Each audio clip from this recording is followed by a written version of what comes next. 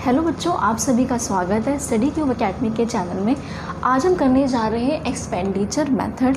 पहली बात, जो एक्सपेंडिचर मेथड है हमारा, इसे हम कैलकुलेट करते हैं GDP एट MP। मीन्स जो भी ये फॉर्मूला होगा इससे क्या कैलकुलेट होके आएगा, इससे कैलकुलेट होगा GDP एट MP।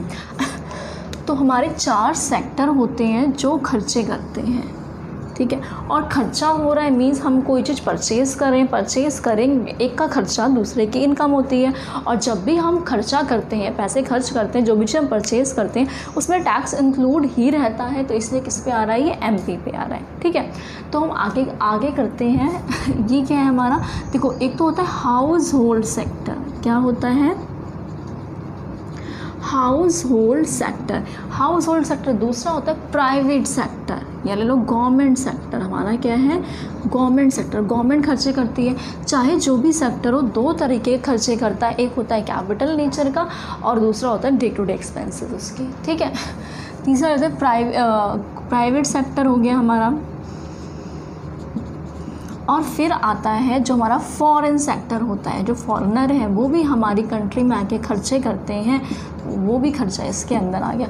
तो हमारी इकॉनमी के अंदर 4 तरीके के खर्चे होते हैं। खर्चे करने वाला कौन है? House hold sector, government sector, private sector और फॉरेन सेक्टर। अब इन्हीं चारों खर्चे को अगर हम प्लस कर देंगे तो हम क्या कैलकुलेट कर लेंगे? GDP at MP। तो हम करते हैं, जो भी खर्चा हाउस होल्ड सेक्टर करता है उसे हम क्या बोलते हैं? Private final consumption expenditure. क्या है? प्राइवेट फाइनल कंजम्पशन एक्सपेंडिचर, ठीक है।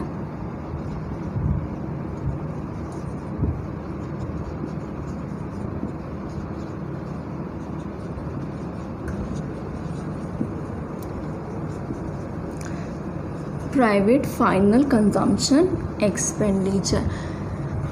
देखो, यहाँ पे जो हमने खर्चा लिखा है वो फाइनल कंजम्पशन एक्सपेंडिचर है। मीन्स हमने कैपिटल नेचर का एक्सपेंडिचर यहाँ नहीं लिखा। इसका मतलब है जो हाउस होल्ड का कैपिटल एक्सपेंडिचर का खर्चा होगा वो हम कहीं और लिखेंगे, ठीक है। तो यहाँ पे हमने क्या लिख दिया? कंजम्पशन लिख दिया, राइट। वैसे ही अब हम क्या करेंगे? गवर्नमेंट सेक्टर का कंजम्पशन एक्सपेंडिचर लिखेंगे। तो क्या करेंगे? गवर्नमेंट फाइनल कंजम्पशन एक्सपेंडिचर, इन सबको प्लस करके हमारा क्या आ जाएगा? GDP एट MP, ठीक है। अगला क्या है हमारे पास? अगला है प्राइवेट सेक्टर। देखो, प्राइवेट सेक्टर को हम अलग तरीके से लिखेंगे, ठीक है। इसमें क्या है? देखो, आपको लिखना है ग्रॉस डोमेस्टिक कैपिटल फॉर्मेशन। क्या आएगा? Gross domestic capital formation. यहाँ पे आप देखो, जो भी हमारा कंजम्पशन एक्सपेंडिचर है, चाहे वो प्राइवेट का हो चाहे वो गवर्नमेंट का हो, वो हमने लिख दिया। लेकिन दोनों जगहों में हमने कैपिटल एक्सपेंडिचर तो लिखा ही नहीं। तो एक अलग से उसके लिए बनाए हमने ग्रॉस डोमेस्टिक कैपिटल फॉर्मेशन।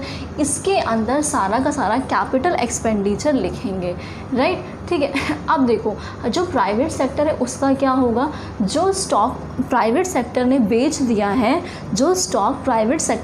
दिया है वो प्राइवेट फाइनल कंजम्पशन एक्सपेंडिचर की फॉर्म में कन्वर्ट हो गया, राइट। क्या देखो, प्राइवेट सेक्टर ने जितना प्रोडक्शन किया, अगर वो बिक गया होगा तो वो किसके पास होगा? वो फिर कंज्यूमर ने कंज्यूम कर लिया हो गया, राइट। तो private sector consumption expenditure, house hold sector consumption expenditure, दोनों का दोनों क्या है? दोनों एक ही है। तो प्राइवेट फाइनल कंजम्पशन एक्सपेंडिचर यहाँ पे आ गया, राइट। उसके बाद क्या है? Gross domestic capital formation. मैंने आपको बताया कि प्राइवेट सेक्टर के पास जो भी चीज़ें, जो भी कंजम्पशन एक्सपेंडिचर, जो सामान बिक गया है वो यहाँ पे आ गया, लेकिन जो स्टॉक बचा हुआ है वो अब भी है, राइट। तो इसको हम 2 पार्ट में क्लासिफाई करेंगे। Gross domestic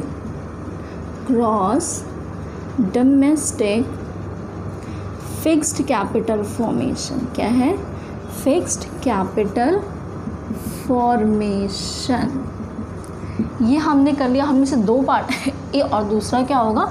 change in stock, ठीक है, चेंज इन स्टॉक। मीन्स जो भी ग्रॉस डोमेस्टिक कैपिटल फॉर्मेशन के अंदर फिक्स्ड भी आता है और जो हमारा चेंज इन स्टॉक है वो भी आएगा। मीन्स प्राइवेट सेक्टर ने जो भी फिक्स एक्सपेंडिचर जो भी कैपिटल एक्सपेंडिचर किया होगा वो यहाँ पे आएगा, और जो भी उसका स्टॉक बच गया जो सोल्ड आउट नहीं हुआ वो यहाँ पे आ जाएगा, राइट। इसके बाद क्या हमारे पास क्या दे रखा है, gross domestic fixed capital formation. जो हमारे पास है gross domestic fixed capital formation, यहाँ पे कहीं भी नहीं लिखा कि ये सिर्फ प्राइवेट सेक्टर का है। तो जिसके भी फिक्स एक्सपेंडिचर, जिसके भी कैपिटल एक्सपेंडिचर, इसके अंदर हम हाउस होल्ड का भी लिखेंगे, गवर्नमेंट सेक्टर का भी लिखेंगे और प्राइवेट सेक्टर का भी लिखेंगे, ठीक है। तो हम लिखते हैं तो अगर हम हाउस होल्ड की बात करें तो हाउस होल्ड घर बनवाते हैं जो, उसे हम क्या मानेंगे, उसे हम मानेंगे कैपिटल एक्सपेंडिचर, ठीक है। Gross domestic residential construction investment, ठीक है। जो कैपिटल एक्सपेंडिचर हाउस होल्ड ने किया घर बनवाने में वो हमने लिख दिया। इसके बाद किसका हमें खर्चा लिखना है, इसके बाद जो गवर्नमेंट सेक्टर है वो भी कैपिटल एक्सपेंडिचर करती होगी, जैसे फ्लाईओवर बनवाना है, स्कूल बनवाना, कॉलेज बनवाना, ये सब बनवाना है, तो इसे हम क्या बोलते हैं, ग्रॉस पब्लिक इन्वेस्टमेंट। और उसके बाद क्या है, अगला क्या है, अब जो हमारा प्राइवेट सेक्टर है उसका स्टॉक का तो यहाँ पे है, कंजम्पशन यहाँ पे आ गया। अब उसके बाद क्या है, जो उसने खर्चा कैपिटल नेचर में किया हमें वो लिखना है। तो यहाँ पे क्या लिखेंगे, ग्रॉस बिजनेस फिक्स्ड इन्वेस्टमेंट,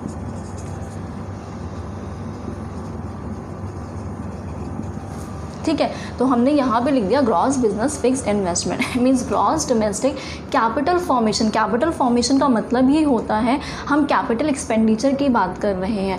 तो जो हमारा gross domestic fixed capital formation था उसे हमने दो पार्ट में क्लासीफाई किया, एक है gross domestic fixed capital formation और दूसरा है चेंज इन स्टॉक। ये चेंज इन स्टॉक वाला स्टॉक है जो प्राइवेट सेक्टर का बिका नहीं है, वो स्टॉक यहाँ पे आ गया, राइट। उसके बाद क्या है, gross domestic fix capital formation को हमने तीन पार्ट में क्लासीफाई किया कि जितना भी कैपिटल नेचर का जो भी एक्सपेंडिचर है कौन कौन करता है, हाउस होल्ड सेक्टर करता है, government sector, private sector, right. जो भी खर्चा हाउस होल्ड सेक्टर करेगा उसे हम क्या बोलेंगे, gross domestic residential construction investment, right.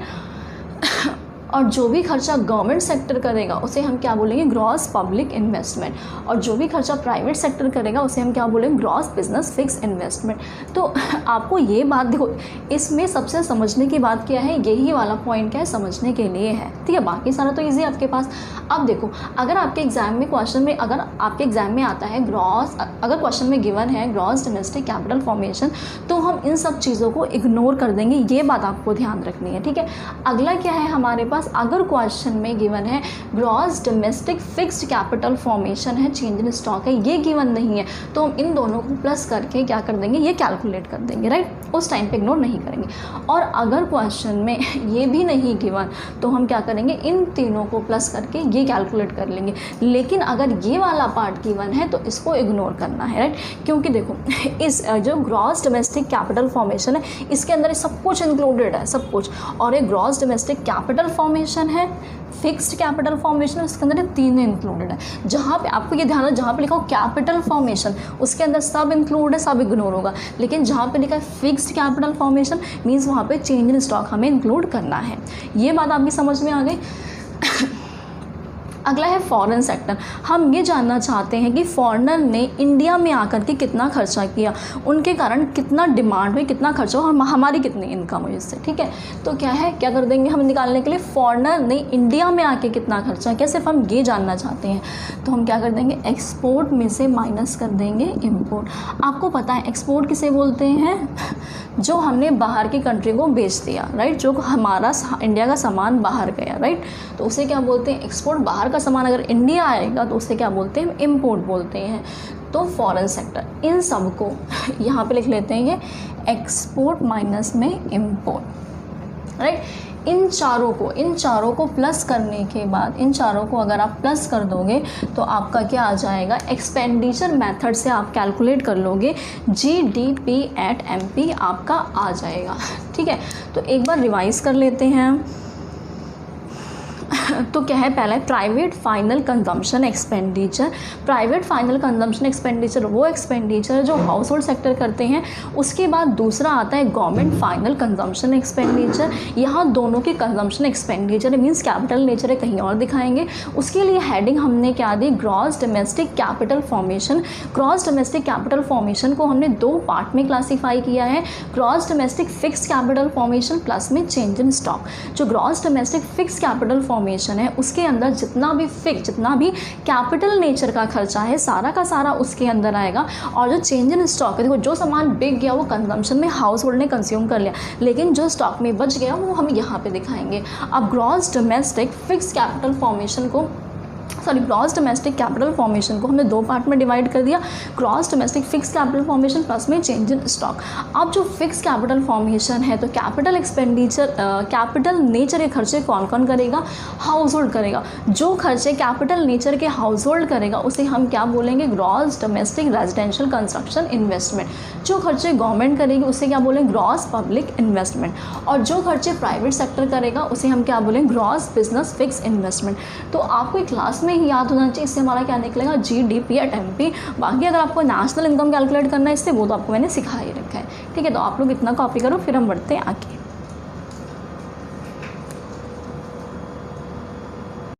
तो अब हम करने जा रहे हैं precautions of expenditure method. Expenditure method करते वक्त किन किन बातों का ध्यान रखना है।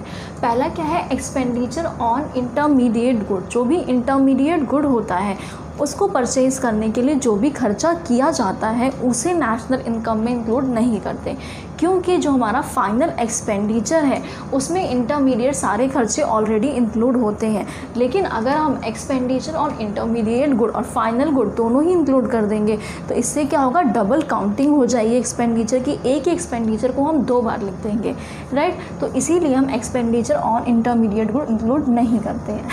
उसके बाद क्या है हमारा ट्रांसफ़र पेमेंट। ट्रांसफ़र पेमेंट किसे बोलते हैं, जैसे देखो जब भी ट्रांजैक्शन होती है तो उसके अंदर क्या होता है कि अगर मैं किसी को पे कर रही हूँ तो बदले में वो मुझे गुड्स एंड सर्विसेज देता है, राइट। इसे बोलते हैं ट्रांजैक्शन, ठीक है। लेकिन कभी कभी क्या होता है कि पेमेंट करी लेकिन बदले में कुछ गुड्स एंड सर्विसेज नहीं दिया गया, उसे हम क्या बोलते हैं, ट्रांसफ़र पेमेंट। जैसे कि आपने देखा होगा लॉकडाउन में गवर्नमेंट ने हम लोगों से कुछ लिया नहीं, कोई गुड्स एंड सर्विसेज नहीं ली, उसके बाद भी गवर्नमेंट ने 500 सबके अकाउंट में डलवाए हैं। तो क्या जो 500 रुपीज़ आए हैं वो लोगों ने कमाए थे? बिल्कुल भी नहीं, लोगों ने वो कमाए नहीं थे, क्योंकि उसके बदले में कुछ गुड्स एंड सर्विसेज नहीं दिया था। इसीलिए ऐसी पेमेंट को हम क्या बोलते हैं, ट्रांसफ़र पेमेंट बोलते हैं, और ये नेशनल इनकम का पार्ट नहीं बनती है, ठीक है। अगला क्या है, purchase of second hand good. आपको मैंने पहले बता दिया, अगर मैंने कोई सेकेंड हैंड कोई पुराना गुड परचेज़ किया है तो क्या वो नेशनल इनकम का पार्ट बनेगा या नहीं बनेगा। मैंने पुरानी AC परचेज़ करी, नहीं, जो पुरानी AC है वो नेशनल इनकम का पार्ट नहीं बनेगी, क्योंकि जब उस AC का प्रोडक्शन हुआ था और किसी ने जब फर्स्ट टाइम परचेज़ किया था तो वो ऑलरेडी नेशनल इनकम का पार्ट बन गई थी। अब बस वही पुरानी AC अब मैंने ले ली है, इसका मतलब ये नहीं है कि देश में दोबारा AC का प्रोडक्शन हुआ। AC पहले भी वही थी, AC अब भी वही है, राइट। तो अगर सेकेंड हैंड गुड परचेज या सेल किए जाते हैं तो वो नेशनल इनकम का पार्ट नहीं बनते हैं, ठीक है। अगला क्या है, purchase of financial asset. Financial asset क्या होते हैं, जैसे फाइनेंशियल एसेट बोलते हैं शेयर, डिबेंचर, बॉन्ड्स, इनको क्या बोलते हैं, फाइनेंशियल एसेट। फाइनेंशियल एसेट क्या होते हैं, सिर्फ पेपर क्लेम्स होते हैं, पेपर में होते हैं। समझ लो शेयर का पेपर अभी मेरे पास है, मैंने आपको बेच दिया तो शेयर का पेपर ही आपके पास चला गया, लेकिन शेयर का पेपर मैंने आपको बेचा तो इससे कुछ गुड्स एंड सर्विसेज का प्रोडक्शन नहीं हुआ, राइट। ये मेयर पेपर क्लेम्स होते हैं। तो इसीलिए अगर फाइनेंशियल एसेट में खर्चा किया गया है तो वो नेशनल इनकम का पार्ट नहीं बनता। अगला क्या है, expenditure on own account production. अगर आपने खुद के लिए प्रोडक्शन किया है, खुद के लिए प्रोडक्शन करने में खर्चा किया है, तो क्या वो नेशनल इनकम का पार्ट बनेगी या नहीं? बिल्कुल वो नेशनल इनकम का पार्ट बनेगी। ठीक है, ये हमारे प्रिकॉशंस ऑफ एक्सपेंडिचर मेथड के एक्सपेंडिचर मेथड करते वक्त हमें किन बातों का ध्यान रखना चाहिए। आज के लिए बस इतना ही। अगर आपको कोई डाउट हो तो आप मुझसे कमेंट सेक्शन में पूछ सकते हैं।